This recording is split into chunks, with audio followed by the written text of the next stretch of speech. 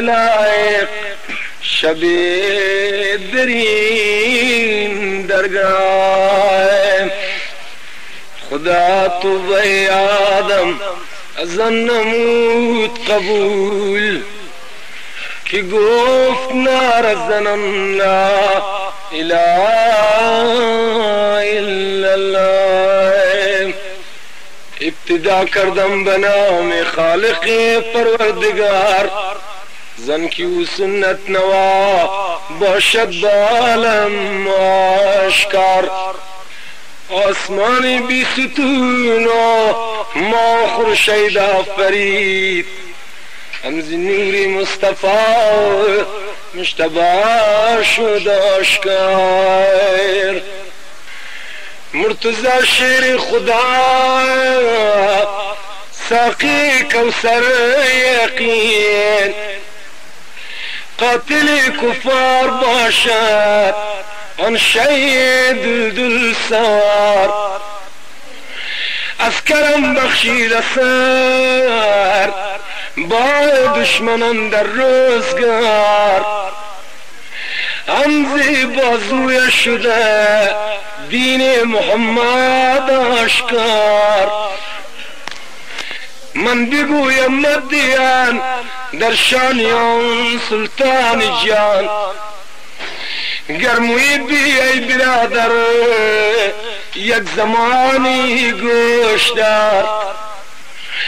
از قذارا سائلین آمد بنزدی مرتضی، کرد بای در سلامی با دو چشمیش گذار.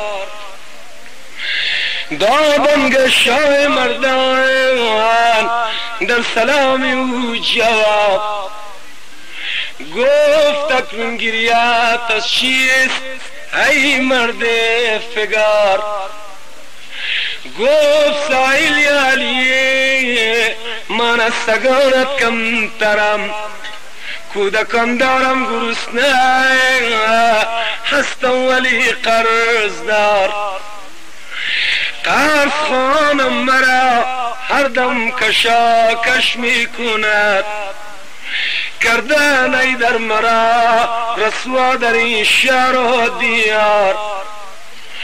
آمدم با نزد ای در تو مرا فریاد رس، دست من بر دامنت ای پادشاه مور مار.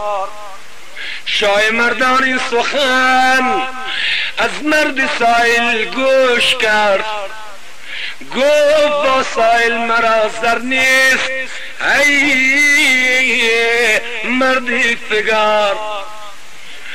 گفت سائل یا علی، گفت لیک برخیز و بیا تا با تو زر پیدا کنم.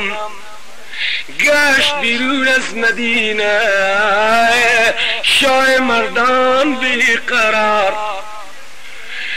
یعنی بر کتاب چنین روایت میکنه که سردار انبیا جناب حضرت رسول خدا صلی الله علیه و سلم پشت بر طرف میراب رو بر طرف اصحاب دیارا و دوستا و نصیحت میکرد، ثبت نظرگاه پیغمبر اسلام بمرای یار و اصحاب نشسته بود. یک صدای فریاد از پشت دروازه مسجد قوت الاسلام بلند شد. پیغمبر اسلام روی خود جانب حضرت بلال گشتند، یا بلال بیرون